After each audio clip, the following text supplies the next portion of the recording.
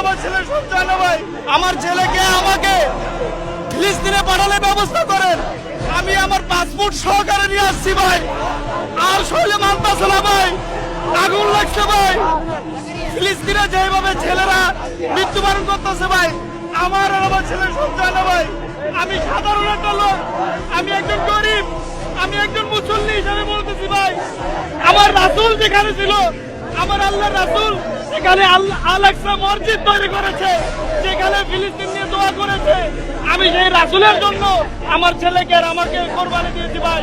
ভাই আমার বাচ্চা আর আমি আল্লাহর রাস্তায় আর আমার বাচ্চাকে আল্লাহ রাসূলের কাছে আমি তার জীবন কোরবানি দিয়ে দিয়েছি, এবং ফিলিস্তিনের জন্য আমার ছেলেকে কোরবানি দিয়ে দিয়েছি। আমি আল্লাহ তাআলার কাছে আমি হাজারো শুকরিয়া কামনা করি, কারণ হাজারো বাবার সন্তান চলে যাচ্ছে, এর জন্য আমি আমার সন্তানকে কোরবানি দিচ্ছি আল্লাহর কাছে। আমার ছেলেকে আমাকে ফিলিস্তিনে পাঠানোর ব্যবস্থা করেন।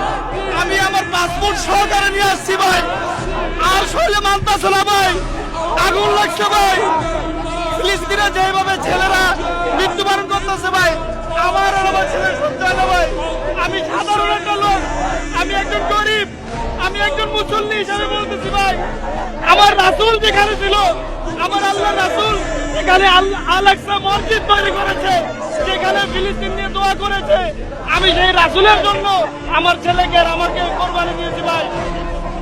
অতএব আপনাদের কাছে এতটুকু অনুরোধ ভাই, যারা মুসলিম ভাইরা আমার আছেন, তারা অবশ্যই দলে দলে যোগ দেন, কারণ ফিলিস্তিন আমাদের কিয়ামতের মাঠ হবে।